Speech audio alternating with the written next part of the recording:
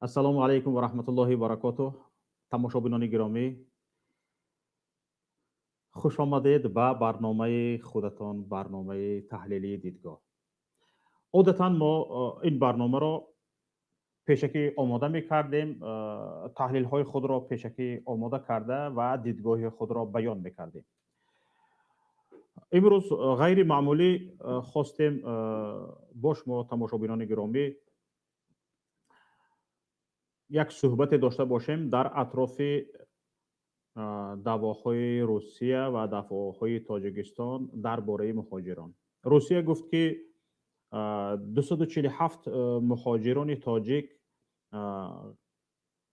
бо буду боши ғайри расмӣ, буду боши худро ба қайд нагирифта дар Русия кору фаъолият ва зиндагӣ мекунанд. мақомоти Тоҷикистон дар ҷавоб, дар вокуниш ба ин даъвои Русия гуфтанд, ки Русия як каме бештар ин рақамро нишон медиҳад, аммо як каме бештар ин рақам чӣ қадар аст нагуфтанд.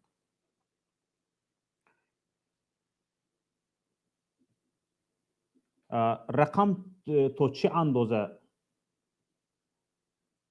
зиёд аст ва Русия зиёд нишон додааст нагуфтанд. ана барои ҳамин ҳам танҳо гуфтанд, ки як каме зиёд нишон додааст. фарз кардем ҳамин 247,000-47,000-ашро иштибоҳан Россия гуфтааст. Чунки даъвои Тоҷикистон ин аст, ки мегӯяд ҳамин нафароне, ки ба Русия ворид шудаанд ва бо тамом шудани муҳлати шиносномаашон бо коғази бозгашт ба ватан баргаштаанд ва аз ин ҷо боз ному насабашонро дигар карда ба Русия омадаанд ва ҳоказоҳо, ин гуна шахсонро Русия ҳисоб накардааст, аз ҳисоби худаш берун набаровардааст ва ҳамон бо шиноснома даромадааст, бо он шиноснома набаромадааст. барои ҳамин ҳам ин ҳисоби Русия дуруст нест ва як каме камтар аст. фарз кардем бигзор 200,000 нафар бошад. агар ёдатон бошад, вақте ки Эмомалӣ Раҳмон ба Русия сафар карда буд ва зимни вохӯрияш бо раисҷумҳури Русия Владимир Путин гуфта буд, ки мо дар Русия ҳамагӣ 450,000 нафар муҳоҷир дорем. ин дар ҳоле буд, ки Владимир Путин гуфта буд зиёда аз 1 миллион нафар. бигзор чунин бошад. бигзор фарз кардем чунин бошад, ки Эмомалӣ Раҳмон гуфта буд, ки 450,000 нафар. бале, агар 450,000 нафар мо муҳоҷир дошта бошем, аз ин наздик ба 250,000 нафараш ғайри расмӣ агар дар Русия бошад, чӣ қадар мешавад? Ин тақрибан 60% муҳоҷирони кории тоҷик дар Русия ғайрирасмиянд ва онҳоро истирдод таҳдид мекунад. барои ҳамин ман хостам дар ин ҷо суҳбат доштагӣ бошем, дар ин ҷо бо ҳам машварат доштагӣ бошем ва ҳаёти мамоти имрӯзаи Тоҷикистон ин чӣ аст? ин ҳамин ҳаёти мамоти муҳоҷирон, вобаста ба ҳаёти мамоти муҳоҷирон аст. бале, вақте ки чунин ҳаст ва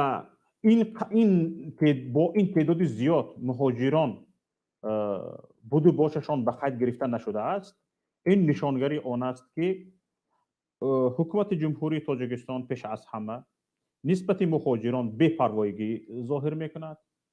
ҳукумати ҷумҳурии Тоҷикистон пеш аз ҳама нисбати муҳоҷирони корияш, нисбати ноноварони кишвар беэътиноӣ мекунад ва диаспораҳои Тоҷикистон дар қаламрави Русия суст кор мекунанд, ба муҳоҷирон аҳамият намедиҳанд, ғамхорӣ вуҷуд надорад. ва чизи дигар ин аст, ки худи муҳоҷирон огоҳии ҳуқуқӣ ва огоҳии сиёсияшон дар зинае ҳаст, дар сатҳе аст, ки ба ин масъала بسیار بی‌اعتنایی و بی‌پروایی میکنند و آمده به چنین روز گرفتار میشوند. بر ضمن این تماشابینان عزیز، در تاجیکستان عین حال زیاده از 200,000 نفر شخصانی ممنوع الورود به روسیه هستند. زیاده از 200,000 نفر شخصانی هستند که در تاجیکستان عین حال زندگی میکنند، به تاجیکستان استرداد شده اند و ممنوع الورود شده اند. بله، ممنوع الورود به روسیه شدند. اکنون ببینید، در بین این 200,000 نفره که به تاجیکستان از روسیه استرداد شده اند و دیگه بازگشت، حق بازگشتشان به مقدار 5 سال، به مقدار 10 سال، حتی بعضی نفران رو هم میدونم که به مقدار 36 سال تا 40 سال ممنوع الورود به روسیه شده اند. یعنی نمیتونن دیگه تا 5 سال، 10 سال، 15 سال، 20 سال، 30 سال، 36 سال وارد روسیه شوند. بله، اکنون ببینید، وقتی که در چنین حالت وجود دارد شرایط مهاجران، این نشانگری چی است؟ این نشانگری آن است که در تاجیکستان، در حکومت جمهوری تاجیکستان، هرچند وزارت تشکیل کردن برای مهاجرت، هرچند وزارت تشکیل کردن، این وزارت کار ناشایم است و هرچند یک فعالیت های وقت های آخر نشان داده ایستاده است، لیکن این وزارت از ریشه پوسیده است. چند شاخه های ترش مانده است که از همون نمودار است، دیگه همه شاخه ها خشک شده است، از ریشه پوسیده است و کار نداده ایستاده است.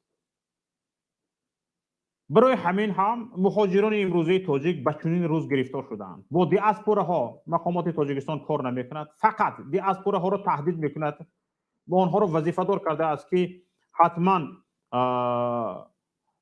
از سیاست امام علی الرحمن پشتیبانی کنند همیشه و از رخت کشیده حکومت تاجیکستان بیرون نبرایند و عموما یک نهادی تنها وابسته حکومت تاجیکستانی که فقط با کارهای تشریفاتی، با کارهای تشکیلی دیگه و هاکذاها، جشنواره و مراسم دیگه و هاکذاها آنها جلب میشوند. خلاص الله نجاتش دهد. عزت امان در یکی از صحبت‌هایش با من وقتی که مصاحبه می‌گرفتم گفته بود که دیاسپوراهای تاجیکستان، وقتی پرسیدم چی کاری برای مهاجران میکنن، گفت که در روسیه، چی گفته استاده شما؟ در روسیه دیاسپورا وجود ندارد، دیاسپوری تاجیکان وجود ندارد. به من نمبر کنید که کدام از در کجای دیاسپوری تاجیکان وجود دارد. واقعا من هم نمبر کرده نتونستم. شاید باشند دیاسپوراهای تاجیکستان، تاجیکان در قلمرو روسیه. اما امروز دیده ایستاده ایم که واقعا این حالت شهادت از آن میدهد که واقعا تاجیکان در قلمرو روسیه دیاسپورا نداشتند و مهاجران جای نداشتند که از کمبودی های حقوقی خود از آنها بپرسند، جای نداشتند که مسئله های حجتشان کمک گیرند، مسئله قید بود و باششان کمک گیرند. نیست، وجود ندارد. انا برای همین هم جان تاجیک در عذاب است. تا حد این مسئله را نفری که جانش را نثار کرده برای مردم، برای مهاجران مهنتی خدمت میکرد، عزت امان بود که آن را هم گرفتند بردند و امروز گویا مهاجران تاجیک یتیم شدند، یتیم. و امروز این یتیمان را استرداد، 247,000 نفرشان را استرداد تهدید میکند و به مقامات تاجیکستان گفته شده است که شما این 247,000 را مسئله اش را دیده براید. اگر مسئله اش را دیده نبرآمدید، حتما ما آنها را استرداد میکنیم. این هم در حالی است که تا 15 ایون پرزیدنت روسیه ولادیمیر پوتین به مهاجران مهلت داده است که تا 15 ایون، یعنی به خاطر پاندمی کسانی که بودشان مهلتش تمام می شود می توانند به همون محل زیستشان مراجعت کنند به اداره مهاجرت و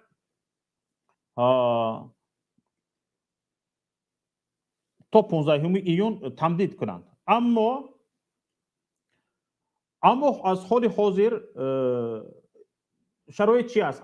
از حال حاضر مهاجران جانشان در عذاب است، هر روزه بازداشت میکنند، از مسجدها ابله کرده گرفته میبرند. چندین شعبه های پلیس مسکو و دیگر شهرهای کلانی روسیه پر از مهاجران شده است، نه فقط تاجیکان، حتی دیگر ملت ها نیست، شهروندان دیگر کشورها نیست. برای چه چنین شده است؟ و روسیه با این استردادهای بزرگ، با تعدادی بزرگ از کشورهای شریکش مثل تاجیکستان چی میخواهد؟ ما به همین سوال برنامه را آغاز میکنیم و یک شما تماشابینان گرامی میتوانید به ما همراه شوید، در مشورت باشیم و در این باره صحبت داشته باشیم. حالا اولین شده برادر عزیز گرامی ما فرهاد عادل‌نایف که طول سالها در روسیه در مسکو کار زندگی میکردند و با شرایط مهاجران خیلی شناس بودند، به ما پیوستند و برادر فرهاد را خوش آمدید میگویم. برادر عزیز گرامی خوش آمدید به برنامه دیدگاه. سلام علیکم شوکت جان. صدای مرا میشنوید؟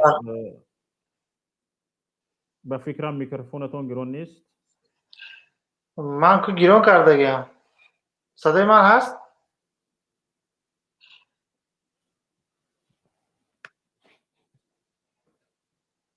سلام علیکم شوکت جان، صدای من هست؟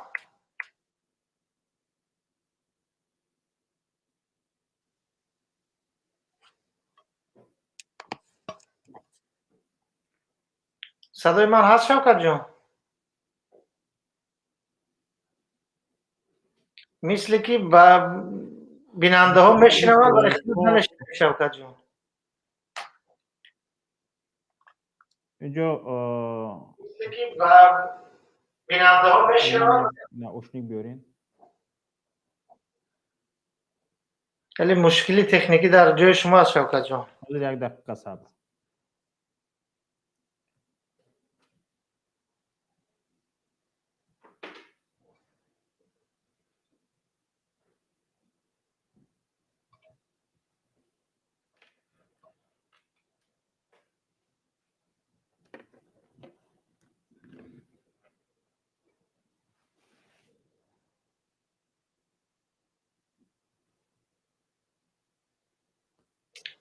شوکت جان صدای من میشنوی؟ برادر فرهاد من رو بشنوید؟ بله من میشنوم شما را. بله من شنیدم صدای شما رو. خب بسیار نقص. با عرض سپاس از شما که برای دعوت کردید در برنامه‌تان. من چند نکته را میخوام برای برادران مهاجری مسکو قید کنم و باید یک مسئله اساسی رو ما باید ذکر کنیم که اون 247,000 از شهروندان تاجیکستان، 300 و چند نفر از شهروندان ازبکستان و از مولدو و اوکراین دیگر، اونه که وزارت کارهای داخلی روسیه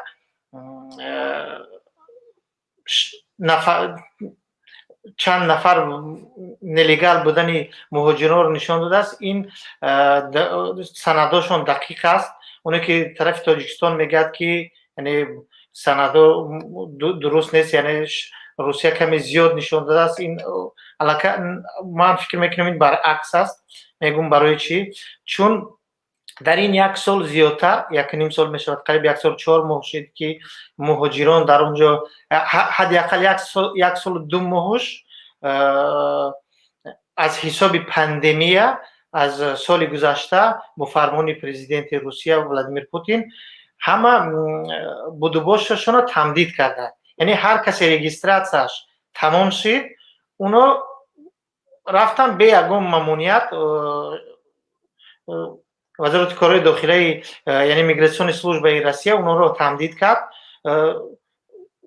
وقتی بودوباششون این عملگوی اون است که از شهروندای تاجیکستان 247,000 به مقامات روسیه یعنی به میگراسیون службы روسیه مراجعت کردند که بودوباشت ما رو تمدید کنید، یعنی رجیستراسی ما رو پردلید کنید. این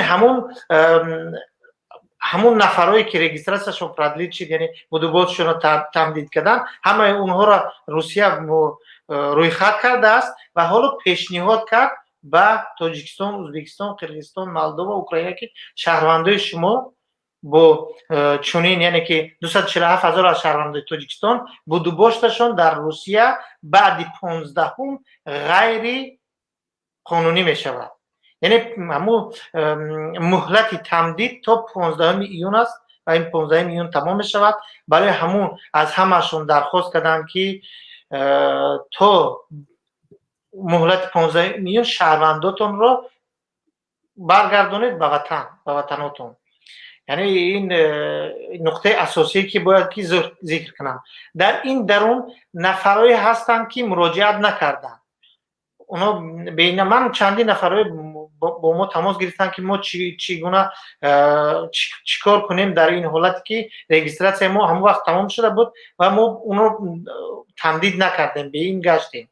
یک بار دو بار در بین خپیدن، بعضی هاشون جریمه هم کردن ولی اونا رو دپورت نکردن، یعنی ویدورینی هم نکردن، ممنوع ورود نیستن، حالا در تریتوری روسیه هستن. اینهاش هم بسیار از کم نیست.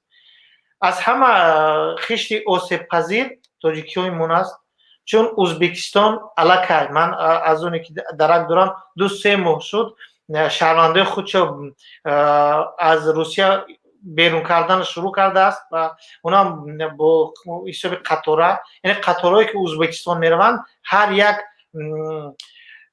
رئیسی که میرود تا 1000 نفر میگیرد با خود میبرد.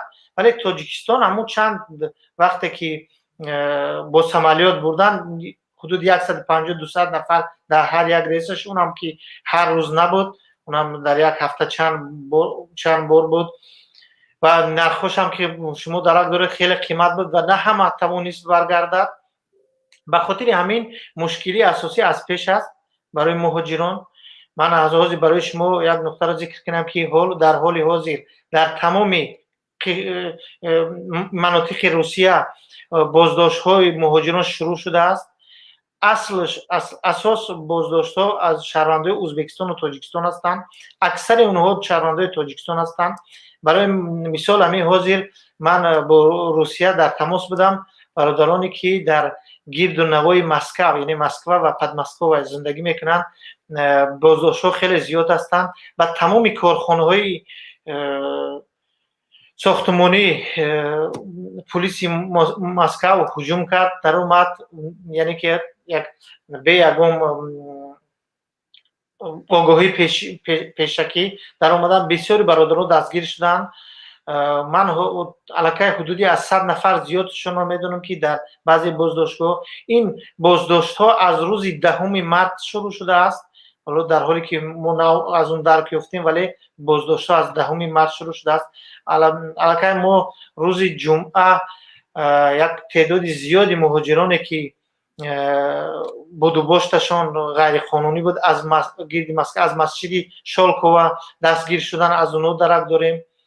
یعنی بازداشت‌ها خیلی زیاد شد. از زمانی که معاون وزیر کارهای داخلی روسیه اعلام کرد بازداشت‌ها از همون لحظه شروع شدن و این هم با یک خیلی لحن تند است، نظر به وقت‌های پیشینه بسیار فرق میکند. یعنی روسیه تصمیم گرفته است که به فکر شما نگاه کنید، به فکر شما چرا چنین است؟ نگاه کنید، من بله یک چیز است،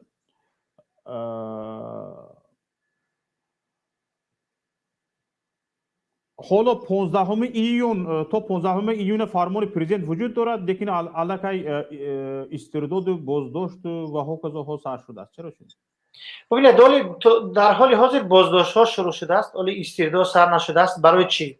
ما باید یک نقطه رو ذکر کنیم که روسیه اون تصمیمی که خودش گرفته است 1 میلیون مهاجری که غیر قانونی بود و بازداشتشان شده است اون رو باید از قلمرو روسیه بیرون کند، این رو خودش نمیتوند کرده، یعنی با اختیار خودش، یعنی همه اون 1 میلیون رو دپورت کردن بسیار مشکل است، اون هم باز از حساب خودش باشد. اگر برای مثال ما اگر تاجیکستان خودمون رو بگیریم 247,000 تاجیک رو برای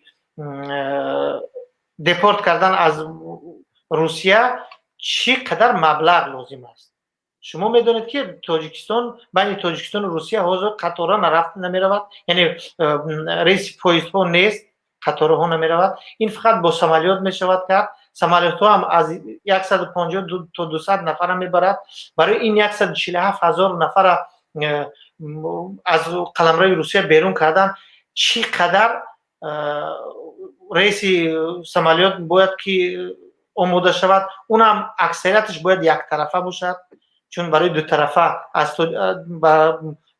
از تاجیکستان ورود شدن به روسیه در یک هفته 2 ریس است همگی، دیگرش اجازت ندارد. یعنی که ازبکستان با نظر داشت از تاجیکستان این رو خودش علاقه تصمیم گرفته است کرده ایستاده است، شهرونداش که اختیاراً میخواهد از قلمرو روسیه بیرون کرده است، ولی چون تاجیکستان مشکلی راه دارد، یعنی که اون باید که غیر از اونی که با یعنی قطارها باید که اگر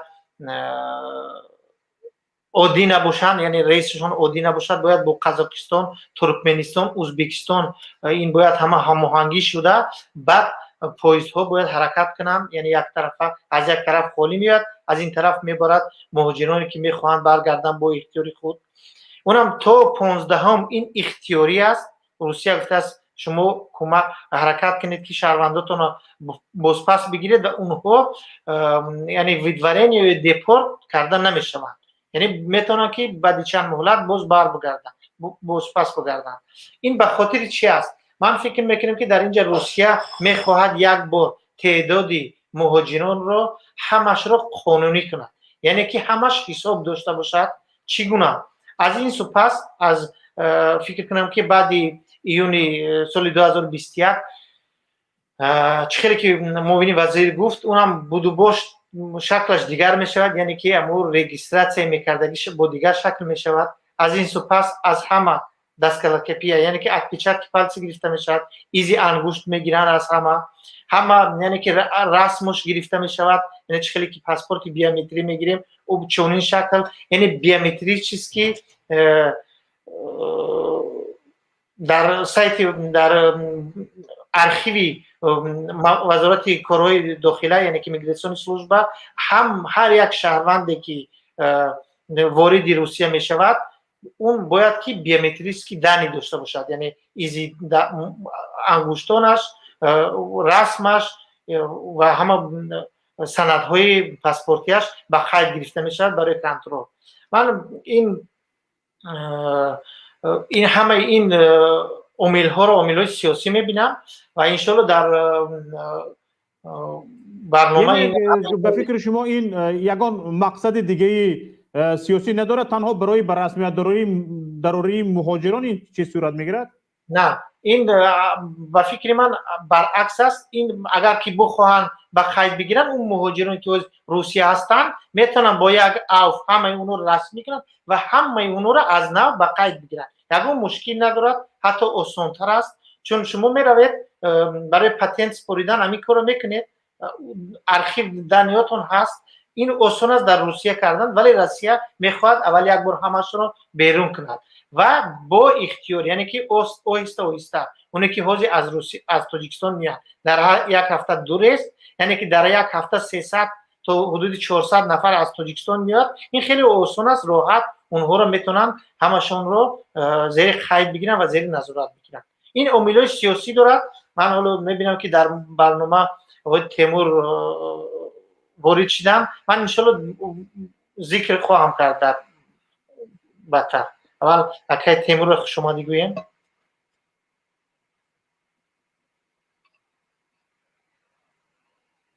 تشکر به شما برادر عزیز. فرهاد، خوش آمدید اکی تیمور ورخی به برنامه دیدگاه.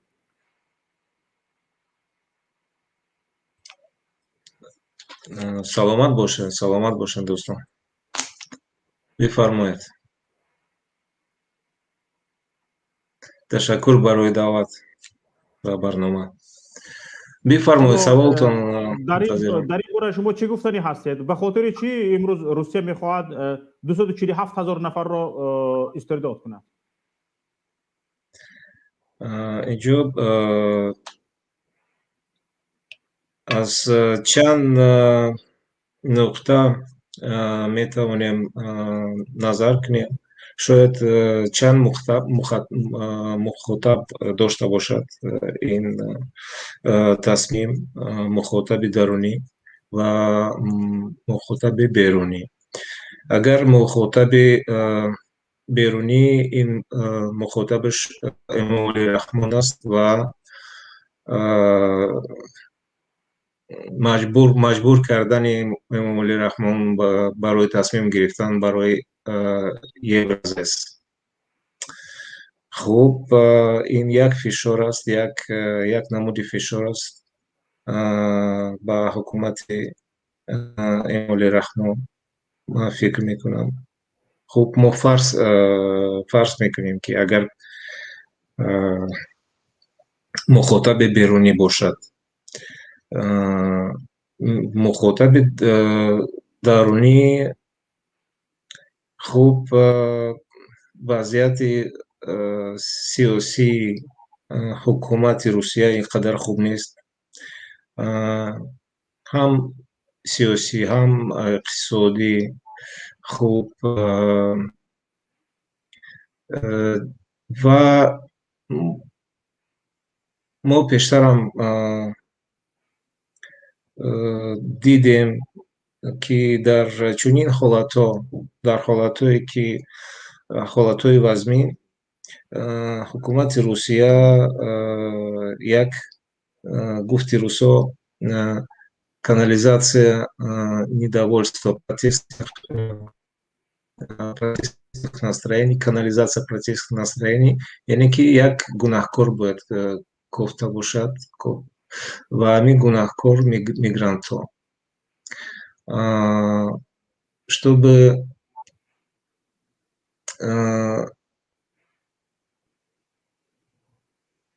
направить в этом направлении, значит, канализировать протестные настроения, которые, естественно, усиливаются в связи с ковидом, в связи с экономическим падением, в связи с падением авторитета и престижа самой власти, и в связи с недовольством, растущим недовольством, социальным недовольством и политическим недовольством в России, могут российские власти разыграть эту карту, политическую карту, и направить, объявить виновных, что вот виноваты мигранты. Это в целом я вижу две возможности и два, так сказать, адресата. بسیار خوب. اکنون حکومت تاجیکستان به فکر شما در همین حالت چی باید کند و چی باید میکرد و نکرده است؟ حکومت تاجیکستان در طول 30 سال این حکومت، من نمیتونم گویم، این یک گروه آباشون که در زیر قدرت هستند، یک گروه ریدرها و این خونده که قدرت تاجیکستان به دست گرفتن، اینا حکومت نیستن. اگر اینا حکومت میشدن، اینا کایها فکری مردم میکردن، برای مردم جای کاری تهیه میکردن، фабрика завод на распил мекардан, на мефрухтану баръакс месохтанд ва коргарои хориҷа намеоварданд ва барои шаҳрвандои хеш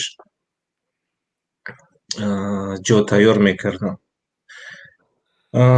Дигар чӣ кор бояд чӣ кор ҳукумати солим чӣ кор бояд кунад? Ин як саволи маъмулӣ аст ва ҷавоби маъмулӣ аст, ки ҷойи кор бояд таъмин кунад барои мардум ҳукумат. Вале мо ҳукумат надорем, мо банда дорем сари қудрат ва тори сари мардум. яъне ҳукумат ки бояд ба манфиати мардум кор кунад, вақте ки як ҳукумат ба манфиати мардум кор намекунад, фақат ҳамеша мардумро ғорат мекунад ба манфиати худаш, инро ҳукумат гуфта намешавад, яъне бандитизм. бале бале 100%. ма ин ҳукумати ҳозира ҳукумата гуфтан наметавонад. бале, ташаккур. инҷо чанд нафар ба мо ҳамроҳ шуданд, биёед онҳоро ҳам ба суҳбат мепайвандем. як нафар бо номи Беватан, як нафари дигар бо номи Умар, як нафар Тобакай. хоҳиш мекунам ба навбат суҳбат мекунем. ҳоло навбатро мо ба Беватан медиҳем. чаро чун Беватан шуданд? хоҳиш мекунам номҳои дуруст ба худ интихоб кунед. бародар Беватан, гап занед.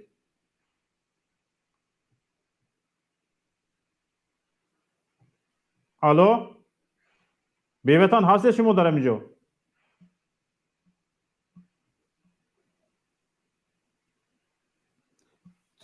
бародар Умар, салому алайкум. микрофони Умарро гирон кунед. Умар, ҳастед дар ҳаминҷо? касое ки ҷавоб наметиҳанд аз студио берунашон кунед, касое ки фаъола ҳастанд онҳоро пайваст кунед. мана бародар Умар пайдо шуданд. бифармоед. Умар, микрофонатонро гирон кунед, гап занед. Ключа будешь? Давай возьму пополам сделаем. Приятно. хоҳиш мекунам садоҳои дигарро хомӯш кунед ва бо мо бошед. касое ки ба мо мепайвандед. ин Беватан Тобакайро хомӯш кунед. Тобакайро аз студио берун кунед. Беватан ҳастед? алло, микрофони Беватан хомӯш аст. феълан моро намешнавад. хуб, бисёр хуб. дар ин масъала ман як чизи равшанӣ андозам, агар иҷозат бидед. акай Темур қайд кардам. бубинед, Тоҷикистон агар ки аз ҳозир фикр накунад, чун ин лаҳн агар акай Темур аҳамият додашта бошед, муовини вазир гуфт ки аз ватани ман, яъне ки покидати мою страну гуфт, яъне ки аз лаҳни дипломатӣ берун баромад. як дипломат дар ин сатҳ бояд аслан унам дар ҷаласаи парлумони СНГ ки гӯё ки як кишвар ҳисоб мехӯрад. мисол шумо агар дар мисол метавонед ягон кишвари аврупоӣ ки аз Шенген ҳастанд, бо чунин лаҳн гап зардан бо дигар шариконаш дошта бошад. барои мисол Олмон яке аз кишварҳои пурқудрат аст, Фаронса кишварҳои пурқудрат аст. аслан чунин ба худ иҷоза наметиҳад ки чунин суҳбат кунад. вале он ба худ иҷоза дод бо як лаҳни тунд, унам чанд маротиба таҳдид ки аз ватани ман бардоред муҳоҷиратонро. ҷамъ карда гирем гуфт. баред заберите своих мигрантов из моей страны. яъне бо як лаҳни тунд хеле. ман аз он таҷрибае ки дорем дар Русия, ман ҳамина медонам ки шояд муҳоҷирони мо баъди 15 миллион хело ба мушкилот дучор шаванд. чун аллакай мо мебинем ки Ӯзбекистон инро дарк кардааст. 2 моҳ пеш ончиқали ки вазорати корҳои дохилаи Россия худаш мегӯяд, уно аллакай шурӯъ кардан барои бурдани муҳоҷирон шо. вале Тоҷикистон то ҳол коре накардааст. خدای نکرده اگر اینو سخت روند و مهاجران رو سر کنن بیرون کردن، اونهایی که نزد سرحد قزاقستان هم بدونید که از سرحد قزاقستان بیرون میکنن چون خلاص دیگر حوالهشون رو به خدا میسپرن.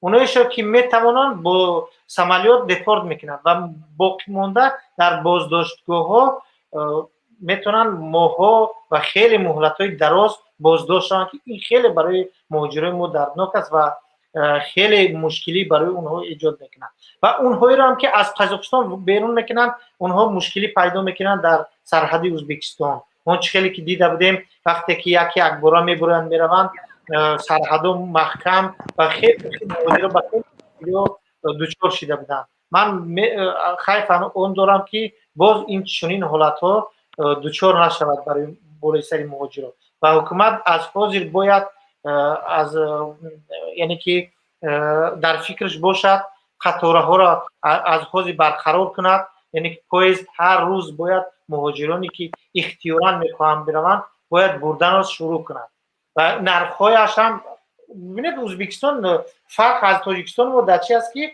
اکثریتش وقتی بازپس میروند بلیت پاییزشون از $100 کم است، یعنی که حدودش 5-6 هزار است. ولی تاجیکستان نرخش دیگه به همه معلوم تا $1000 تو بازگشتن به تاجیکستان نرخ نداره. برای ما اکثر برادران مهاجران ما با طریق ازبکستان و قرقیزستان میروند تاجیکستان به خاطر ارزانی نرخ بلیط است. ببینید اینجا یک چیز نفهمه است. وقتی که مهاجران میتوانند تا 15 ایون بودی باشه خودشون رو قانونی کنند حق دارند، اما این فرمان پرزیدنت روسیه است. این فرمان نادیده گرفته می شود و میگویند که کسانی که بودی باششون قانونی نشده است به قید گرفته نشده است مرحمت این شهروندانتون رو بگیرین ببرین. اگر چنین نشد ما حتما دیگر چاره جویی میکنیم. برای چی حرف یک نفر یک مسئول از حرف پرزیدنت امروز بالا شده ایستاده است؟ یا خودی شخص اولی روسیه و مسئولانش چنین فرمان را شفاهی داده است است نه و این فرمان اجرا شده ایستاده است و این طبع هم باشد چرا یک فرمان شفاهی از فرمان رسمی بالاتر ایستاده است؟ اکی تیمور فکرتون رو در این باره میگفتید. خب ببینید اینجا خیلی Александр Горовой خودش полицейский است. روسو یک اصطلاح دارن хороший, добрый полицейский, злой полицейский. Александр Горовой выступил злым полицейским на межпарламентской ассамблее СНГ, а Валентина Матвиенко выступила добрым полицейским. И она сказала, что мы должны готовиться к восстановлению прежнего уровня миграционного потока, который был до COVID, до пандемии. То есть успокоила. Почему, отвечая на ваш вопрос, почему, несмотря на срок до 15 июня, уже начали задерживать и уже начали, тем самым сторона злой полицейский показывает, что мы не пошутили, что это серьезные намерения, чтобы не давать времени на раскачку, чтобы уже сейчас правительства этих стран задумались и предприняли необходимые меры. Ну, мы уже видим, что Таджикское министерство труда уже обратилось к мигрантам, нашим мигрантам в России, чтобы они срочно зарегистрировались и так далее. С другой стороны, наше какое-то ведомство вступило в полемику с МВД России, сказало, что у нас нет 247 тысяч незаконных, незарегистрированных мигрантов в России, что это преувеличенная цифра. На самом деле никто точно не может знать, но сколько на самом деле всего и сколько на самом деле незарегистрированных мигрантов, в том числе из Таджикистана. Но я думаю, почему? Потому что мне самому приходилось вытаскивать мигрантов из рабства, когда они по полгода, по года не имели никакой регистрации, и у них отнимали паспорт, и не платили им зарплату. То есть они нигде не числились. И это часто бывает, так сказать, в сельской местности или там за пределами больших городов, где агрокультурно, так сказать, работают на полях, на фермах, там и так далее, есть и всякие цеха и так далее.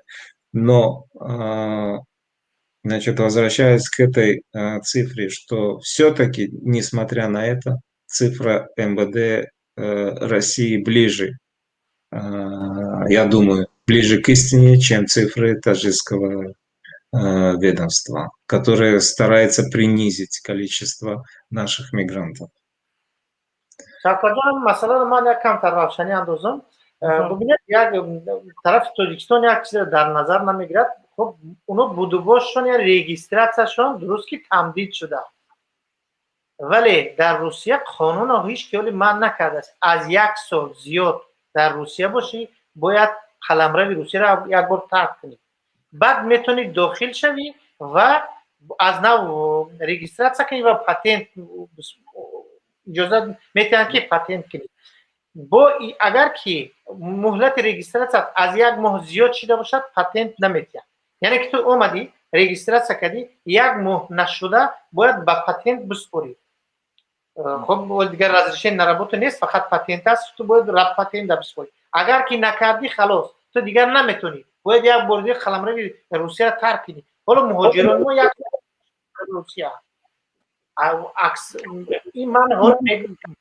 از حسابی تقریبا من میدونم 250,000 هم زیاد میشوند چون من اکثر اونایی که رجیستراسیون نکردن و بودوباشون غیر قانونی بود اونا رو روسیه ندارد سندشون یکی نمیدوند چند نکردن اون روسیه اونهایی رو میدونن که در همین یک سال 2 ماه مهلت رجیستراسیون تمام شد و اون رو مهلتش دراز کردن فقط همونها رو حساب کرده است و خلاص و اونها بعد 15 ایون در حقیقت دیگر اگر که میگراسیون служба رجیستراسیون رو تمدید نکند بودوباششون تمدید نکند و یا غیر قانونی حساب میکنند روسیه حق دارد اونها رو دپورت کند به خاطر همین خودش وزیرش درخواست کرده است ما بگیریم این اکی تیمور به چند چیز اشاره کردن یکی از اونها این بود که جانب تاجیکستان حکومت تاجیکستان امروز وزارت مهنت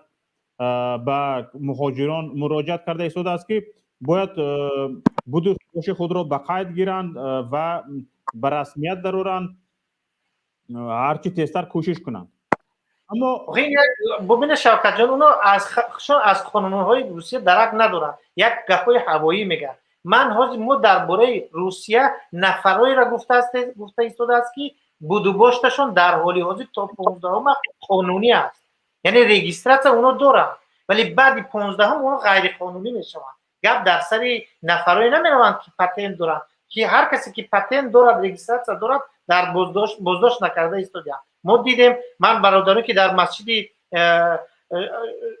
پادماسکو بازداشت شدن از شولکووا با اونا صحبت کردن کدومی که رجیستراسیون پاتنت داشت دستگیر نکردنشون و هر کدومی رو دستگیر کردن که رجیستراسیون داشت و پاتنت نداشت یا اینکه اصلا نه رجیستراسیون داشت نه پاتنت حالا هم اونا رو بردن خب مهلتی سود میشود سود قرار قبول میکنه که اونا رو اخراج کند یا نه یا اینکه ویدورین میزنن مهلت میتن 15 روز از امروز یعنی شروع میشود سودشون یا که اونها رو میزنن بعد تیچنی 10 روز شما باید قلمرو روسیه را ترک کنید یا اینکه میزنن دپورت یعنی که اگر از دو نروشین زیاد داشته باشن دپورت میزنن و اون میروند سخر و بازداشتگاه یعنی سپیس پریومی مهلا این وزارت کار مهنت توجیهتون نمیدوند حرفی چی گفته سرکارش ریگیستر وجود دارد که حق قانونی وجود دارد که با جریمه خلاص شوند و استرداد نشوند.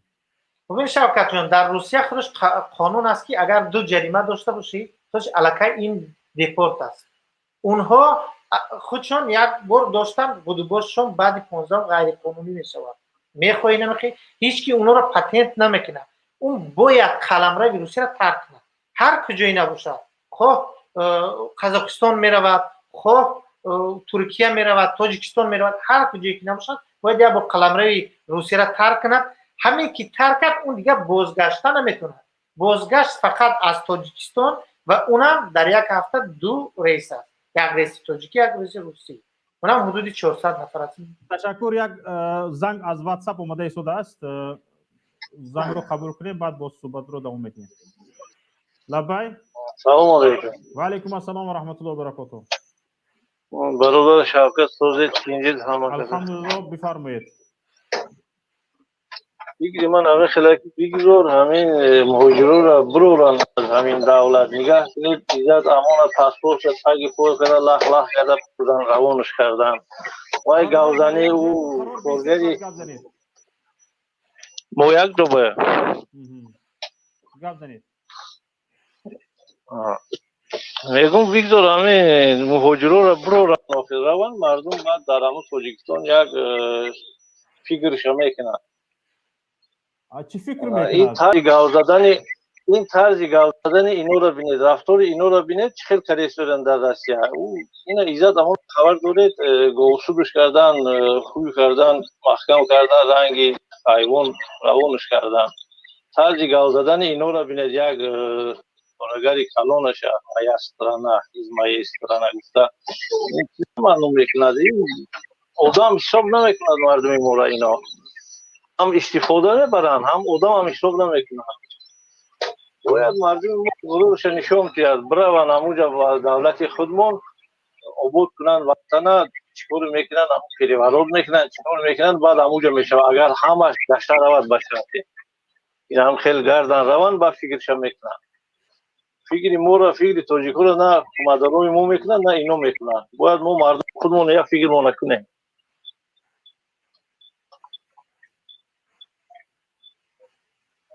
فهمو اما اینجا یک برادر هست با نام مبارز هست برامده میگفتین که برادر بیوطن گپ زده میتوانید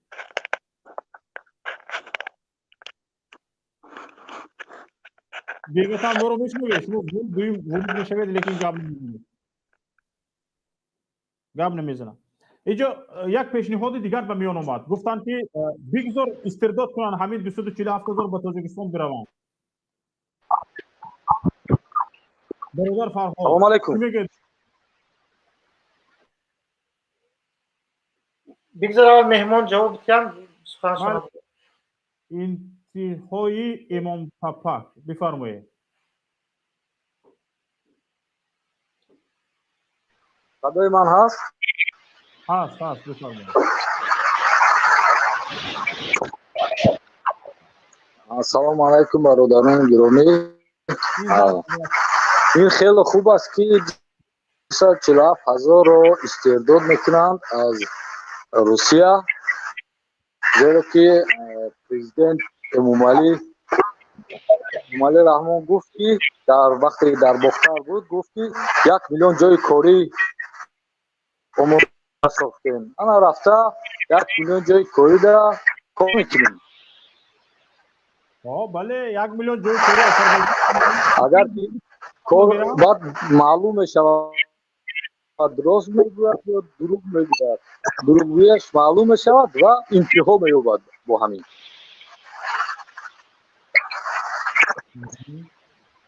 تشکر به شما برادر فهمیدید مرا ببینید برادر فرهاد آیا به فکر شما همین درست است که بگذار استرداد کنند و همگی به تاجیکستان برگردند در اونجا برای چی انتظار است یعنی به همین حکومت باور کرده می شود که به جای کار تامین میکند یا اینکه مردم برگشتنی است و از پی یک طرفه کردن حکومت امروزه است؟ اینو به چه مقصد این همگی رفت؟ برادران یک مو تاجیکی دارم دل بی‌غرض میگه من پروا دارد اینا چون احوال اون مهاجرانی که استعداد میشن اونو را از اونا پرسیدن در ترکیه که شما تیار هستید که شما رو دیپورت کنن. ببینید مشکلی مردم ما خیلی از این اون چیزایی که ما میبینیم بیشتر است. در این 30 سالی که 29 سال اخیری که رحمان حکومت کرده سال بار هم من راست گفتنش ندیدم.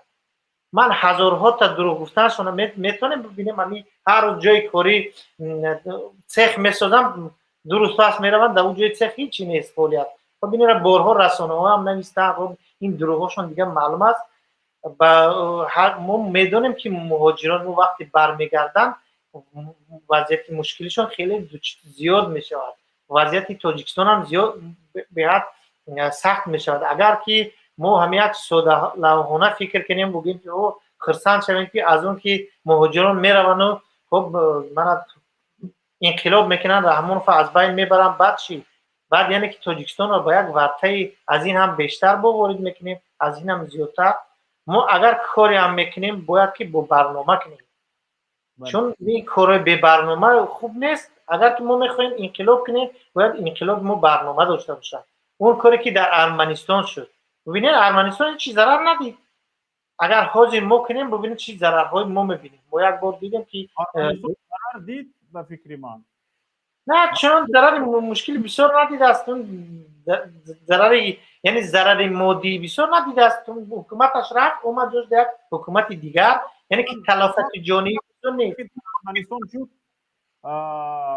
و نهایت انقلابی در ارمنستان شده که عاقبتش رو دیدیم. من اونقدر راضی نیستم. هر یک مثلا گریم شخصی که از سیاست دور است و سیاست رو صرفم نمی رود، در حکومت دوری تجربه ندارد، همین خیلی نفرها از مثلا گریم بیاید بسری مسند بشیند، یگان تجربه نیست. یگان کشورها او رو نپذیرند، گفته روسا پریزنوت نکنند و عاقبتش امروز میباید مثلا چقدر مثلا وقتی مناقشه با آذربایجان شد همه رو بوی داد و هرچی مسئله ارمنستان رو باید چون ساده نبینیم شوکت جان. شما مسئله ارمنستان رو فقط رو ببین. مردم ارمنستان حکومت دست خودش گرفته است. نه اگر یک قسمتش میخواد پشینیان رود قسمت بزرگش نمیخواد برود. بگذار اگر که اون پشینیان در مسئله قره‌باغ اگر اشتباه هم کرده باشد، حالا که من در این اشتباه نمیبینم، خب آذربایجان حق خودش گرفته است. این مشکل ارمنستان نیست. درست است که روسیه این دستگیریش نکرد و خیلی هم خوب کرد. خیلی نسل مردم ارمنستان باید از قوای خودش استفاده برد. یعنی از بودن خودش ما هم باید از بودن خودمون زیاد نشون ندیم خودمون. فرد ما هم بریم خطا یک قسمی تاجیکستان رو باز بگیره، ما عدس ما چیکار میوید؟ ما چیکار ما زور به خطا میرسه؟ هیچ وقت نه. باید همین تاجیک‌ها یک مطلب خوب دارن، کورپات باید چنین کورپات درست کنیم. این همون است. یعنی ما باید جامون رو دونسته کنیم. اگر ما انقلاب میکنیم انقلاب ما باید که برنامه‌ای باشه.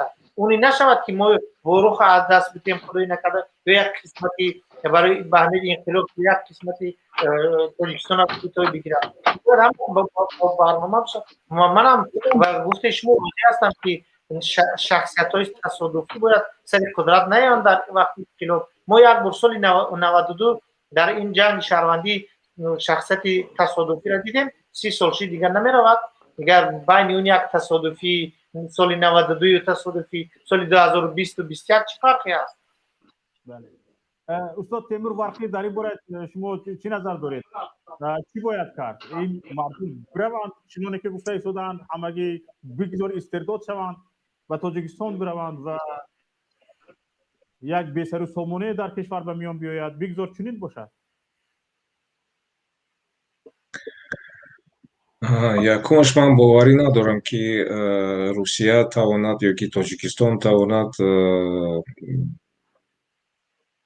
در حدود 60 روز شبانه روز 250 ҳазор муҳоҷира гардонад, биёрад ба Тоҷикистон. ин ғайримумкин аст. На хуб агар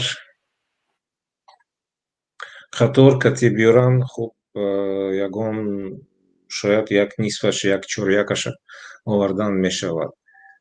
ҳар рӯз агар қатор пури муҳоҷиро биёяд, инам ғайримумкин аст. дар як рӯз бояд 100 рейси самолёт бояд равад барои овардан ҳамин қадар 100 рейс. ғайримумкин аст. غیر است. اگر قطار هم باشد شوکت جان باید که هر روز 1000 نفری هم برود در 60 روز تمامی 60,000 می رود. اینجا 240,000 است.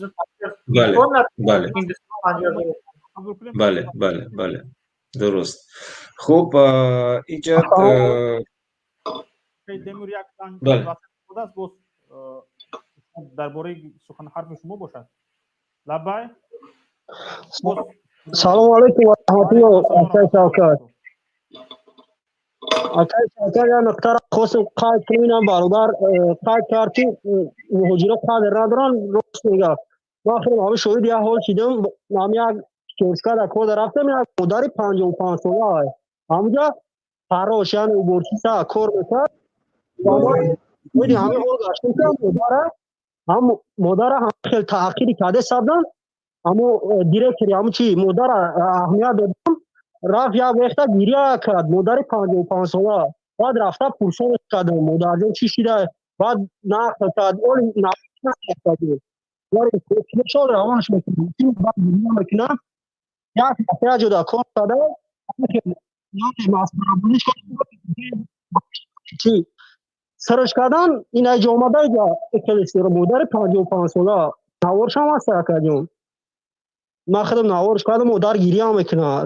مادر 55 ساله که نابیره داره در جا خراش کار میکنه مگزین بسیار میبینی گیری از نیا وقت رو کفتم همین مسئله دارم. تشکر با شما.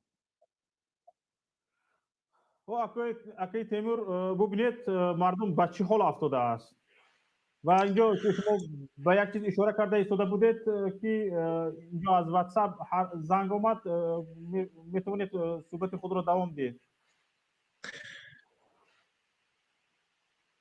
حالا میتونم دوام دهم؟ بله راستی من طرفدار اونم که مهاجرو به وطن برگردند و از همین گویا حکومت طلب کنند که دیگرگونی شود، طلب کنند که دیگر دزدی بس شود، که ظلم بس شود، بس از ظلم، بس از دزدی، بس از غارت.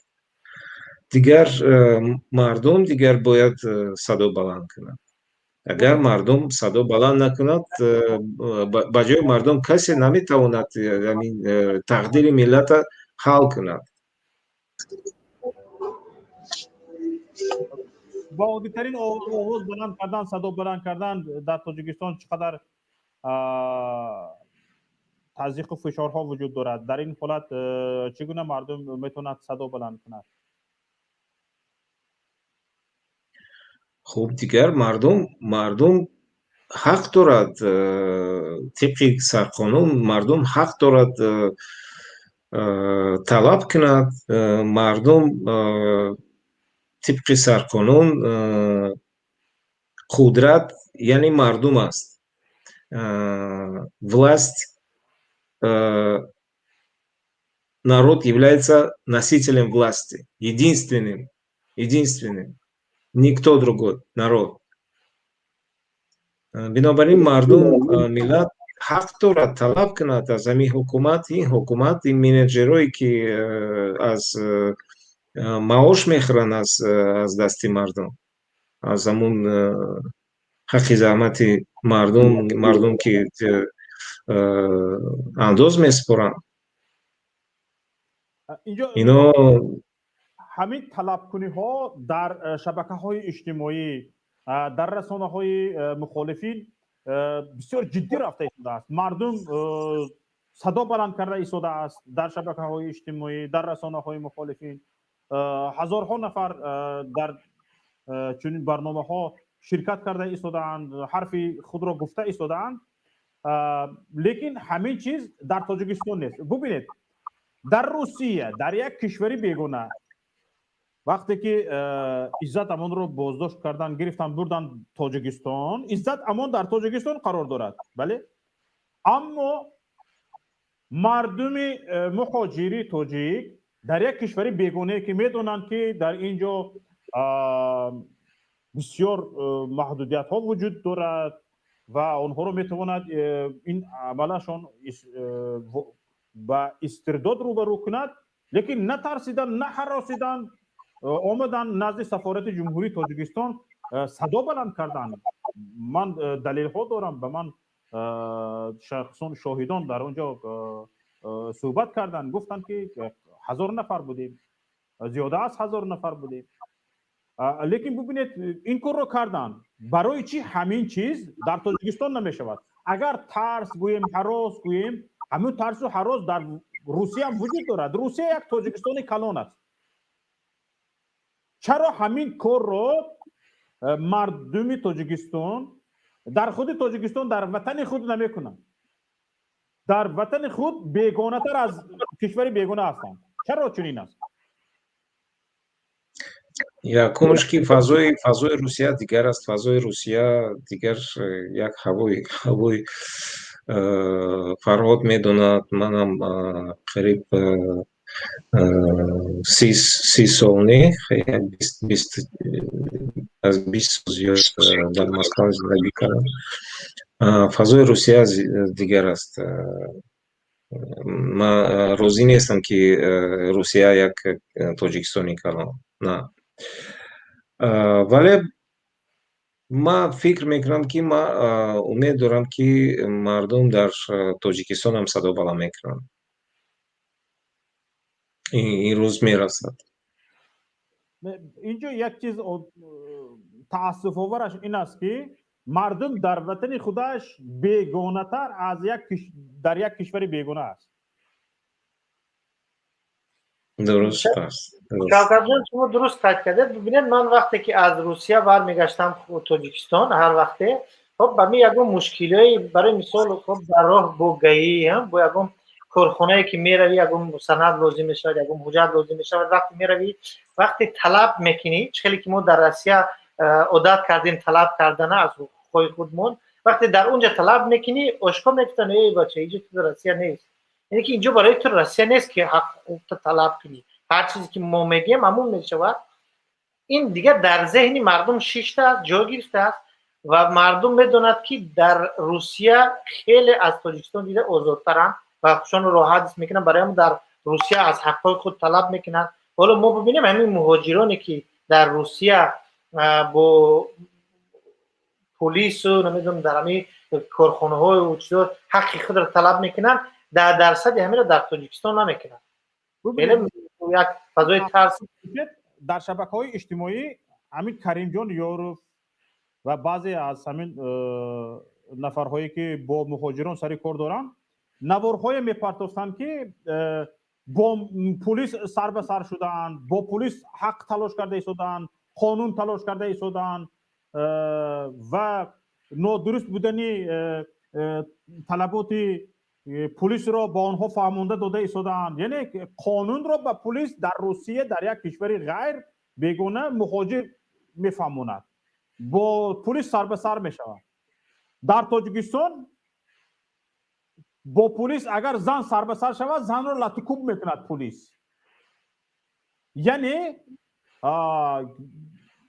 یک نفر در یک کشور بیگانه میتواند با پلیس سر به سر شود، حرف خودش رو بگوید، حتی با پلیس گپ یاد قانون آموزاند. در کشور حتی روبروی پلیس با پلیس روبرو شدن در کشور خود در وطن خود ناممکن است. در میدونید چرا شوکت جان؟ چرا میدونید؟ اگر همین کریم جان در تاجیکستان همین کار کنه یا که مثل اون بیچاره دیوانش میبرن یا که مثل اون نفرایی که نگذاشتن اون اویله که نگذاشت شوهرش بازداشت کنن مثل اون تروریست میبرن شهر. در تاجیکستان نیست یکم خیلی آزادی، تو در روسیه خیلی آزاد است. همین کریم جان اگر که مقامات تاجیک اگر بلاش فشار نمیوردن حالا هم کریم جان هم کارش دوام میداد، ولی از دست همین ببینید کریم جان در مسکو فعالیت میکنه، ایزد در مسکو فعالیت میکنه، ولی فشار از تاجیکستان است. من در خودم این چیزا دیدم. وقتی ما در تاجیکستان در مسکو فعالیت میکردیم خونمون میمدن پدرمون فریاد میکردن چرا بچه تو چیکار میکنه. من حتی تقایم را خدا رحمت کنه تقایم را امنیت فریاد کرده جیانیت در مسکو چیکار میکنه. اون میشه خیلی یک فضای ناامن است تاجیکستان. شما تاجیکستان رو برای هیچ وقت برابر نکنید. بسیار خوب نگاه کنید، اگر حاضر که شرایط چنین هست از این میباید که مردم تاجیکستان برای حکومت امروزی تاجیکستان بیگانه هستند. یعنی از این مردم تنها پولشان لازم است، اندازشان لازم است، تمام گور سوزده دیگ جوشد. از این میباید که حال حاضر این 247,000 نفره که به اینها استرداد تهدید میکند، تاجیکستان یگان کاری نمیکند. حالی اکی تیمور اشاره کردن گفتن که تاجیکستان گفته است به مهاجران مراجعت کرده است که هرچی زودتر خودتان را به قید گیرید. خودتان را به قید گیرید یعنی خودتان از پای خودتان شوید. مثلا گریم بجای این من فکر میکنم یک حکومت مسئولیت شناس چیکار میکرد؟ هرچی زودتر در تمام شهرهای کلان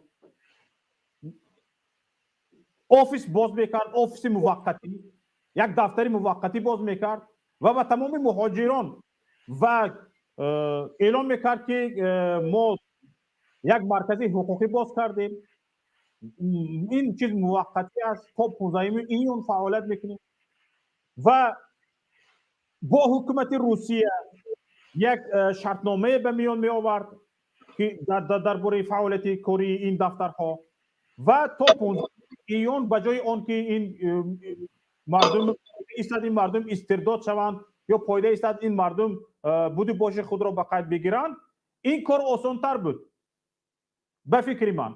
و ببینید اینجا یک چیز دیگر هم وجود دارد، تا اینکه همه گونه دفترها باز نشود و حکومت تاجیکستان نگوید مثلا گریم یک نمایندگی خود را دفترهای خود را باز کردن، نگوید کسانی که رسما زندگی نمیکنید بودی باشتون به قید گرفتن شده است بیایید ما به شما یاری حقوقی میرسونیم و بودی باشه شما را به قید میگیریم و به رسمیت میداریم. اگر چنین حالت به میان نبیاید این مردمی که بودی باششون به قید گرفته نشده است به اداره مهاجرت رفتن میهراسند، اکثریتشون به همین خاطر تا به حال حاضر بودی باششون رو به قید نگرفتند. من فکر میکنم اگر یک تکیهگاهی باشد و بگوید که بیایید مثلا ما به شما یعنی یاری حقوقی میکنیم، از حقوقتان دفاع میکنیم و حجتهای شما رو آماده میکنیم و به اداره مهاجرت که محل زیستتان میفرستیم و اونها شما رو به رسمیت میدارن، اگر چنین دستگیری میشد خیلی خوب میشد و اینقدر صرفه‌ای مثلا گفتم هواپیمایی و قطاره و دیگه و هاکذا زیادتی لازم نبود. اما یک حکومت که مسئولیت شناس نیست، مردمش که به این حکومت بیگانه است پروا ندارد، میگوید هر چی زودتر بودی باشتون رو به قید بگیرید.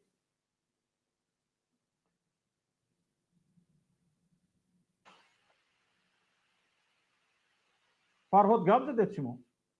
یک نفر سوال باقی فرهاد اجازت شد که سوال شو بکنه؟ بفرمایید. الو سلام علیکم. و علیکم السلام و رحمت الله. بفرمایید. ما با می اکای فرهاد یک سوال داشتم، میخواستم که می اکای فرهاد اتویت بتیه.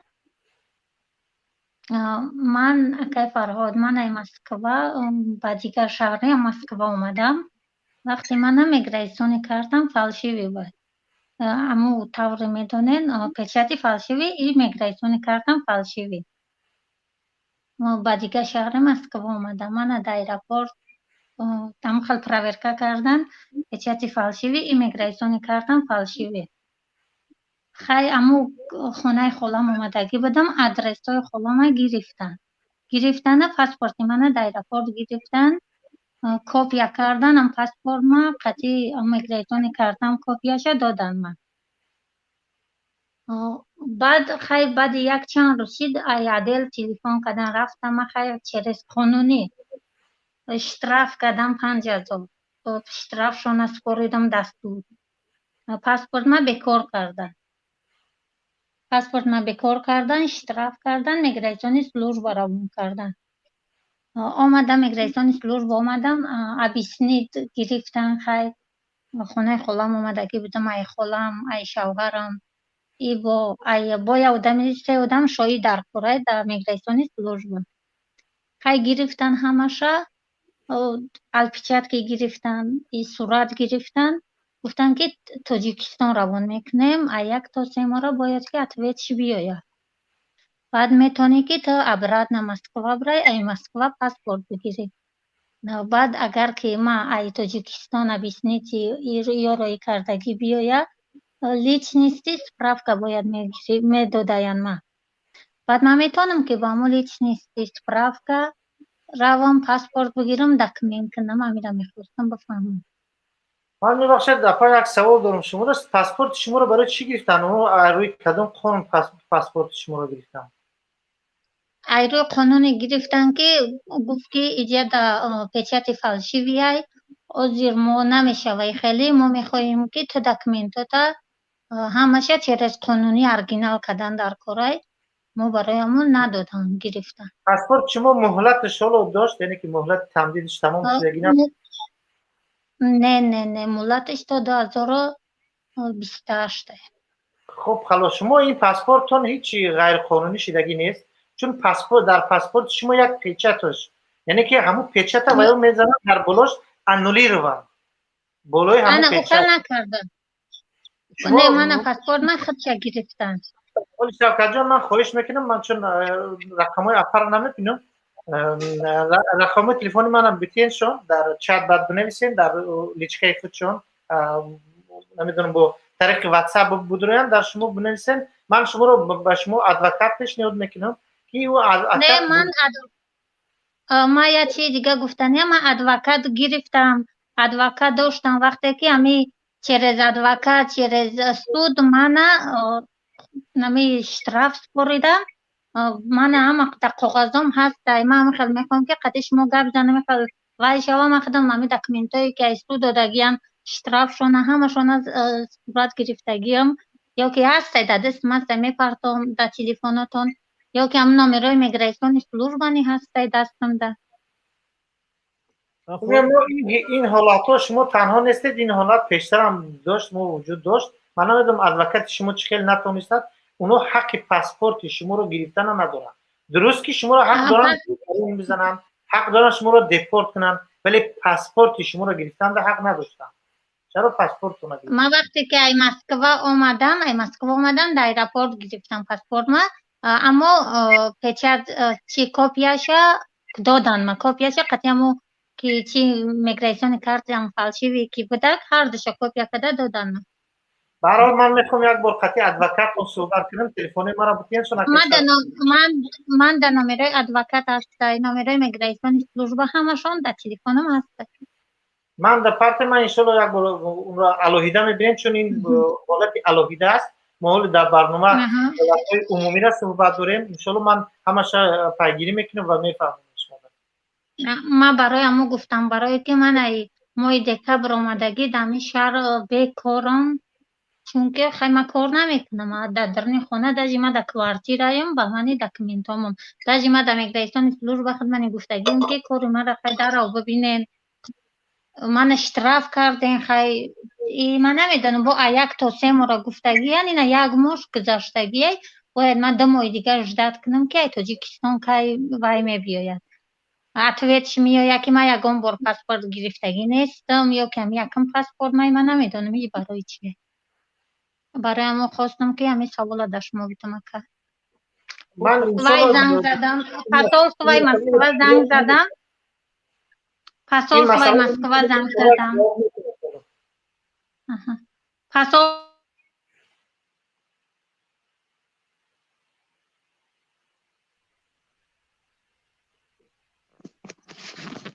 آقای گرامی تشکر به شما رقمی را که در نوار دیده ایستاده واتساپ با او تماس گیرید و ما توسط این رقم به شما رقم‌های برادر فرهاد را می‌پخشیم و شما می‌توانید مستقیما صحبت کنید و از مشکلات خود گپ زنید. اینجا چند برادران به ما همراه شدن، الکساندر، آزادی به تاجداران و مهاجر. آزادی به تاجداران بفرمایید چی گفتنی هستید؟ آزادی به تاجداران. کوئی شفقت منو فهمیدی؟ بله بله فهمیده شدم. سلام علیکم. و علیکم السلام و رحمت الله. من بسیار همین گپم بود، همین میگفتم دو میکردم، همین شبو میگفتم همین یک بلای بیاد که بسر همین جناب زند. با قبل اروسا همین میگود بدن پری خودت ادنا خدا اگر خواهد همین گروه های 24 همین موی دومو گرفت انشاءالله این 247,000 مهاجر انشاءالله به همون وطن میره. همه ما یک سره جمع شده هکو همین خورتوب جنوب یک دهنی میخوریم اکو. با آلیچه می بی آلیچه زیره دورش میخوریم، زیره دورش. بله بسیار خوب. دیگر گفتنی ندارید برادر؟ یکو خواه گفتنی هست اکو انشاءالله همین رفته عزت امون هم انشاءالله آزاد میکنیم اکو همه ما انشاءالله رویم اکو. یعنی به فکر شما بگذار استرداد کنیم ها؟ بگذار هر یکی ما را همین تیزتر ایسیل کنه وطن بروه. تشکر باشید. برادر الکساندر در این باره چی میگه شما؟ فکر شما چیه؟ سلام علیکم. و علیکم السلام و رحمت الله و برکاته. ماه شریف رمضان مبارک باشد به همه برادران توجیه. من گفتنیم که اگر این 247,000 مهاجر رود تاجیکستان، همین شما اگر یک خط کشید کو دام راه مثال گوینده راه گوید دام راه نباشد یگان چخورگی همین بیچاره کمبغل رود در همون چخورگی میغلطد دامجا چخورگی پیدا میشد دام چخورگی میغلطد. باور کنید این چه زندگی باشد فقط بالا میاد در سر همین خلق کمبغل، همین بالا میاد در سر خلق کمبغل. این خلق کمبغل برای ویا یا رنگ چیزی گوینده رنگ یک چوروش دیگه فورشون اوس میگردونن فورشون ایسو میگردونن کجای نروی بیچاره می خلق کمبغل بسیار عذاب سخت میکشد. یکمش که در تاجیکستان ما قانون گفتنی گپ نیست، قانون یراقای چیز فورشون میکنن فورشون مردیلین در سرت میزنن فورشون ستالین در سرت میزنن. وای مردم یگان کار بگناه یگان کار کدگی نیست، یگان کار کدگی نیست. ستارت معقول نشید تو خیلی میگن من راستی گپ زبانی تاجیکی رو نغز خیلی گفته نمیتونم خیانیم یا همیشه میلاد وای بیچاره کمبغل چیکار کرده خوینی میلاد میبخشه وای کمبغل چیکار کرده همون راقتی گذاشته رفته یک پوچی زمین شو گرفتی اگر اینترنت دامونه تو خوینی میلاد یه برانشه ده ستیار در سرش درست میزنن یا دیوانهش میبرارن. این خیلی زندگی نه. گپ شما رو گوش دادم برادر. حضور شما در مهاجرت می در روسیه می؟ نه من در روسیه که مهاجرت نیستم. مهاجرت گفتنی خیلی نیست برای که من شهروندی چی دارم. من در تاجیکستان تولد شدم. من وقتی رحمانوف وقتی که چه گویم ولی پرزیدنت هم نبود، وقتی پرزیدنت هم نبود یا پریمیر مینیستر بود چه بود همیشه بود من уже تاجیکستان ترک کرده بودم. ترک کرده اومده بودم. نه من برای که هرچند که در تاجیکستان تولد شدگم میخوام بسیارتر با تاجیکی گپ زنم که همی از یادم نرود. نه با چی گفتم؟ سلام علیکم. رمضان به همه مبارک. گفتنی ها بسیار، لیکن باید یک چیز رو قید کنیم که همین قانون باید برای همه برابر باشد. همین چیز در تاجیکستان نیست. تو است عدالت وجود ندارد. این یک. دوم اینکه مسئولیت نیست. ما در روسیه کار میکنیم. اکوی شوکت. اگر عهده کار نبرایم ما суд мекунам, меган давайте короче собирайте шмотки и давайте короче. Агар ки мо ай масъулияти худмон агар ҷавоб гуфта натонем мо суд мекунам. Лекин дар давлати мо одамҳое ки дар сари вазифа шиштагианд бемасъулиятанд. ягон масъулият ба гардан намегирад. баъд қонун барои ҳама як нест. یعنی یک خودمون میگن قانون نیست. قانون هست در همون کتابو در کانستیتوسیون نوشتگی است. لیکن برای همه یک نیست. در عمل نیست. در عمل درست در عمل برای همه یک نیست.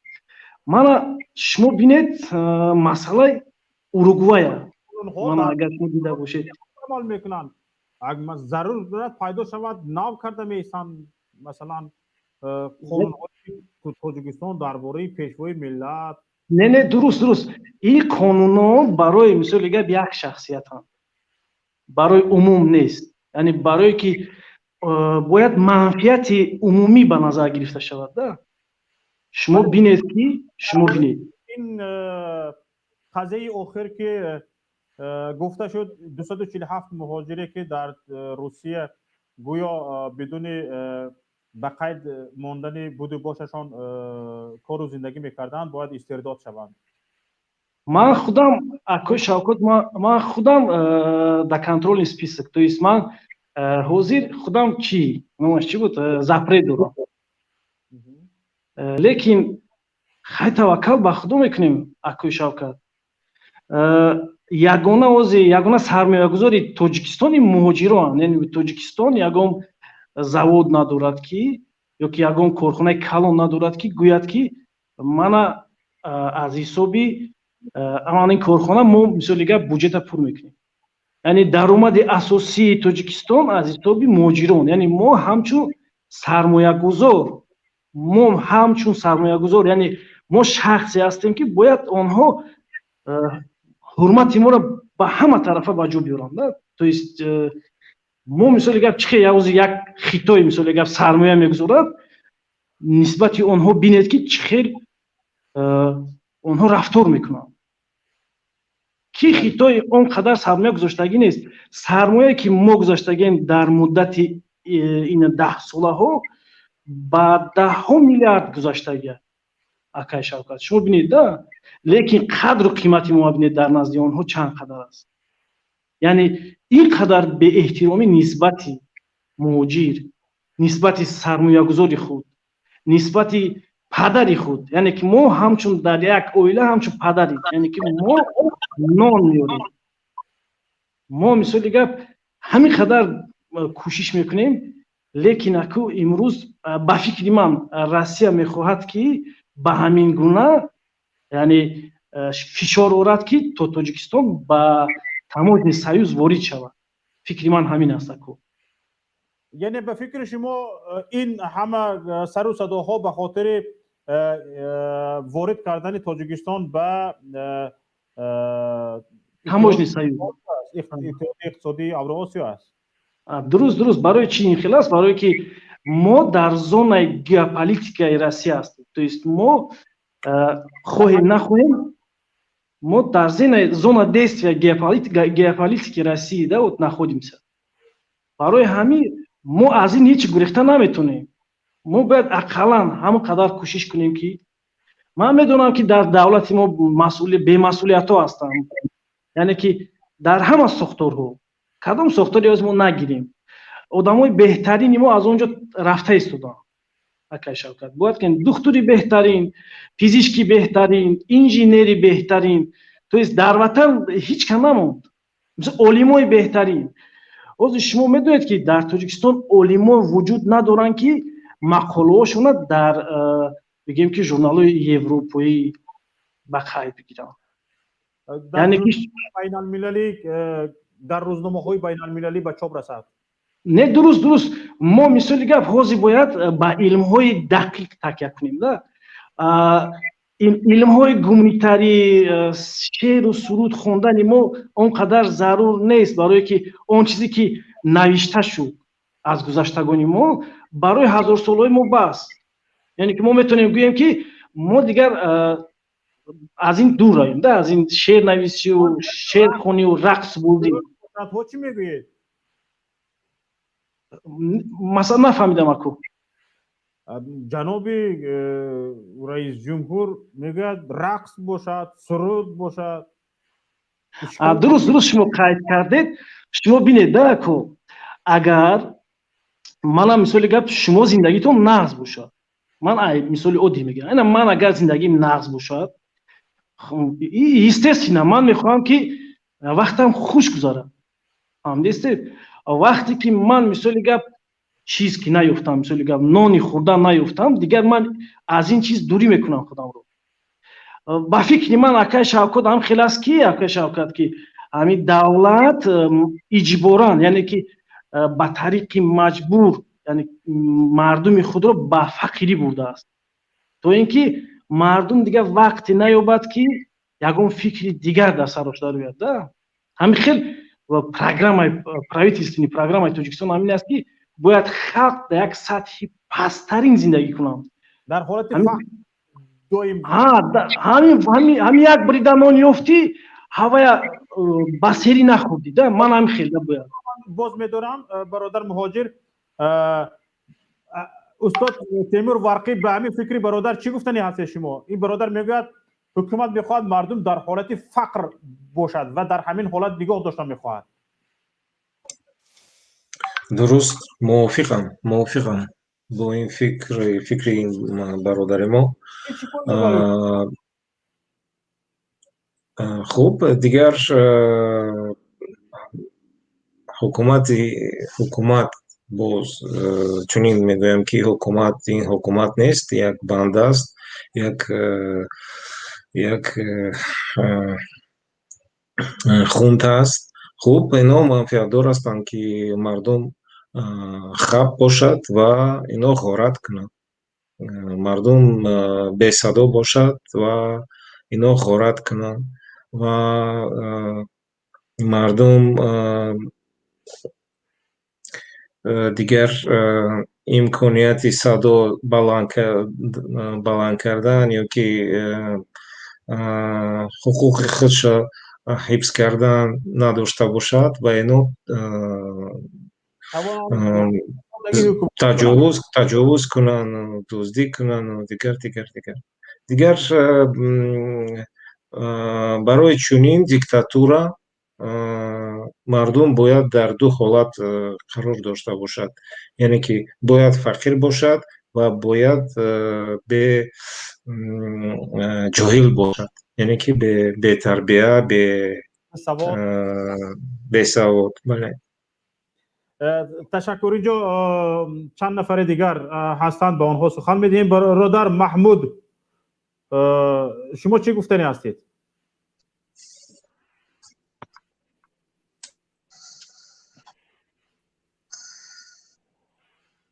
алло, бифармоед.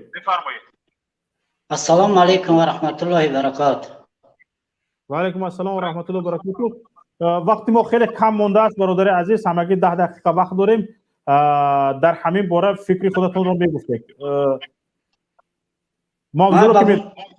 من یک سوال دارم تمام. سوالی ما به محیدین کبیری است. وی به ما وعده داده بود که آزادی جوانان را به عهده خود میگیرد. کنی آزادی جوانای ما؟ کای در کجا گفته بود؟ سال 1993.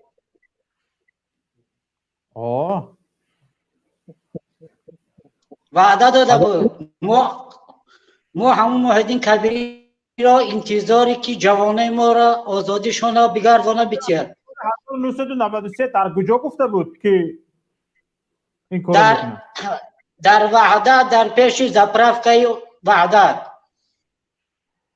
برادر عزیز گرامی بسیار خطا میکنید. محیدی کبیری نه جای خطا نیست و خودش میفهمه. برادر عزیز، محیدی کبیری وقتی سازشنامه تاجیکان در یگان وظیفه سیاسی نبود. شوکت وقتی محیدین کبیری اینجا نیست، دو سوال با خودشون بکنم. اگر وقت کمش من میخوام بگم بعد میروم. سال 93 محیدین کبیری در مسکو بود، استودنت بود. باشد. ببینید برادر، من یک نکته را میخواهم برای حکومت تاجیکستان گوش راست کنم، چون با روسیه با این لحن گپ زدن چندان درست نیست. اگر من از تجربه میگم، اگر تیمور یاد داشته باشه وقتی با گروزیا همین مشکلات پیدا شد، گروزینایی که شهروندی روسیه داشتن سمالیات سوار کردن، دیپورتشون کردن. حالا این که شهروندای ما بیچاره یک قشری آسیب پذیر در روسیه، یک این مسئله رو اکنونش که جدی ببینن، خیلی یک ساده نبینن، با یک نمیدونم با یک همون بیانات‌های پادر هوایی که شما رجیسترات کنین این کار نمیشه. من حاضر بچه‌ها از روسیه وقتی برنامه را تماشا کردم در واتساپ نوشتن، حالا در مسکو میگن هر یک گردش تفتیش است. میگن وضعیت بسیار وحیم است، بسیار وحیم است وضعیت میگه در مسکو. سر هر یک گردش پلیس ایستاده است. اگر میبینن سرت سیاه است البته من میکنم تفتیش میکنم جاتورا. بازداشت‌ها خیلی زیاد هم میگن. به خاطر همین ما باید که این چیز رو در نظر بگیریم. و یک چیز دیگر هم باید فراموش نکنیم شوکت جان که وضعیت روسیه هم داخلش چندان خوب نیست. من فکر میکنم که این طریق اخراج، یعنی که این لحن صحبتی وزیر کارهای داخلی روسیه چندان ربط دارد با همون مشکلاتایی که حالا در اوکراین پیدا شده است. یعنی روسیه تیاری با یک جنگ با کشورهای خارجه میبیند. این هم در سرحد اوکراین و کریم، چون اونا امریکا تهدید دارد، اروپا چندین با گوش راست میتید در روسیه و روسیه در حالت یک پیش از جنگی است و هر یک کشور پیش از جنگی این طبیعی است که باید درون خود را تازه کند، چون میخواهد با این رو دشمنها رو از درون خود تازه کند. و ما تاجیکا و ازبکا برای اینها همه وقت یک قشری نیدویری چی میگم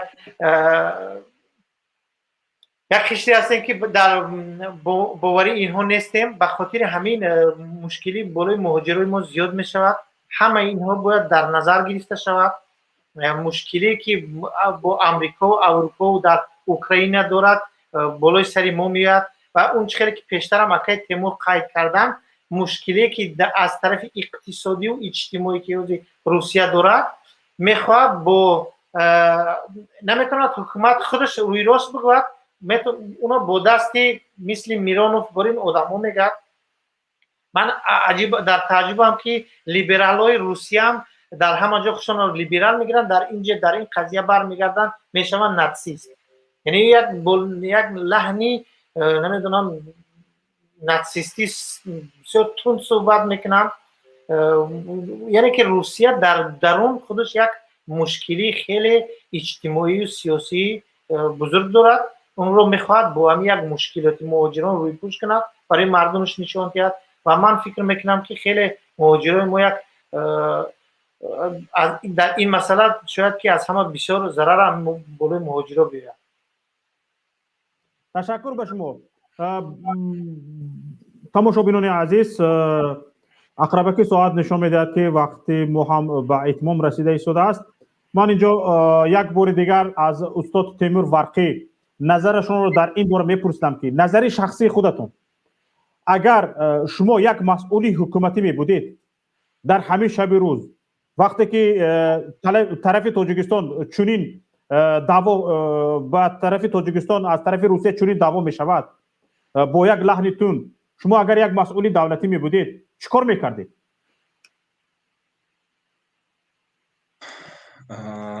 Шалкаджон, здесь системная проблема. Это не проблема одного дня или одного месяца или одного года. Это системная проблема, которая назрела и назревала многие годы. Нерешенности проблем, недоговороспособность этого президента, так называемого, и этого правительства. Вопросами мигрантов Таджикистан должен был заниматься тщательно и ежедневно и многие-многие годы. Если бы, например, после того, как сменится власть в Таджикистане, новое руководство в стране должно в первую очередь думать о создании рабочих мест в Таджикистане и во вторую очередь должно думать о том, чтобы у таджикских мигрантов были равные права и они были защищены в другой стране. То есть необходимо договариваться с Российской Федерацией или с другой страной, куда едут таджикские мигранты. Я не могу сейчас сказать вот так, потому что то есть я не хочу просто слова на ветер бросать. Но этим ответственное руководство должно этим заниматься ежедневно. А не воровать и печатать паспорта у людей, которые там стоят перед консульством, перед посольством, доить их каждый день, по каждому поводу. Только для этого существует посольство и консульство. Они не выполняют своих функций. Вот в чем проблема. И само руководство Таджикистана не выполняет функции защиты своих граждан и интересов своих граждан. Они чтут свои собственные интересы, интересы семьи, контрабанды, бесконтрольного провоза и так далее, но не интересы таджикских трудовых мигрантов, своих граждан. تشکر به شما استاد تیمور ورقی. برادر فرهاد، همین سوال من به شما هم چنین است. اگر همین مسئولیت ما بسیار تنقید میکنیم، حکومت این کار رو کرده نتوانسته ایستاده است، حکومت از عهده‌اش نبرآمده ایستاده است و هاکساها، وقتی که این گونه حرفا به زبان میگوید، انیق است که در ما یک آلترناتیو و یک فکری اندیشه آلترناتیوی وجود دارد. اگر همین مسئولیت در شما میبود، شما چیکار میکردید؟ نه شوکت جان، اینجا بسیار یگم چیزی نو придумать کردن در کار نیست. ازبکستان هم این کار رو علاقه کرده است. اگر که تاجیکستان از حال حاضر شروع کنه با برگرداندن مهاجراش، شهرونداش، روسیه خودش این رو میبیند، درک میکند و با این لحن تند با او صحبت نمیکند. و اگر مهلت هم که تمام شد، اون میبینند که چون حرکت کرده ایستادن و فکر میکنم با کار با دیپورت و ویدورینی نمیرسد و آهسته آهسته این مسئله حل میشود. اگر برای مثال مسئول من باشم، اول باید که این رو در سطح بالایی با پرزیدنت، یعنی با پوتین دیده برآمده شود. از نظری که رئیس جمهور پرزیدنت ما چیزی نمیتونه با پوتین پیشنهاد کرده در عوضش، برای خاموش است، کاری کرده نمیتونه.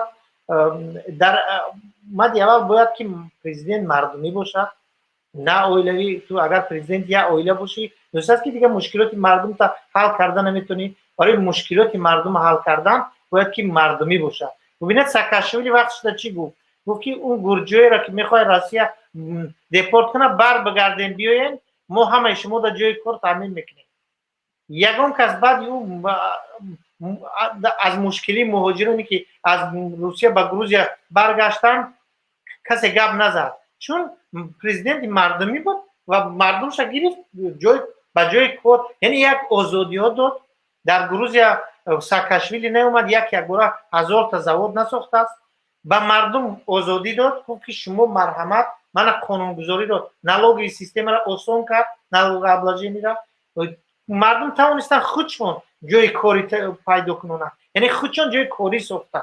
من نفرهایی را میدونم که در مسکو گروزینایی که خانه و در و همه بیزنس داشتن پرتافتن رفتن در گروزیا، من با اونها تماس میشم تا حال میگن که شما بیاید، میگن بعدی روسیه در گروزیا زندگی کنید، بعد میفهمید که آزادی چی است. اون آزادی که ما در روسیه داریم در نزد گروزیا با هیچی است، هیچ است. وقتی که یک تجارت آزاد دارید بعد حس میکنید که چگونه میشود یک شهروند عادی برای باز چند نفر دیگر جای کار پیدا کنند، یعنی که یک بیزنسی آزاد باشد، مردم ما خیلی خودش چه میتونه تست تامین کنند. تشکر به شما، تشکر به استاد تیمور ورقی، تشکر به نفرانی که در برنامه ما شرکت کردند و سخنهای خود را گفتند و تشکر به نفرانی که با ما بودند و برنامه ما را پیگیری کردند. تماشابینان عزیز، ما اینجا برنامه خود را به پایان میرسانیم.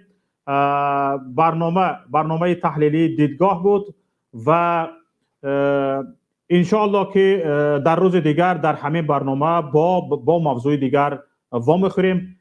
سلامت و سربلند و پیروز باشید. با امید سربلندی یک تک ملت، تک هموطنان، یک شما را به الله میسپارم. السلام علیکم و رحمت الله و برکاته.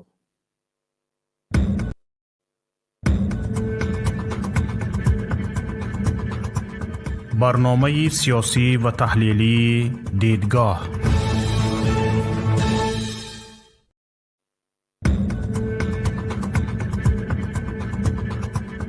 برنامه سیاسی و تحلیلی دیدگاه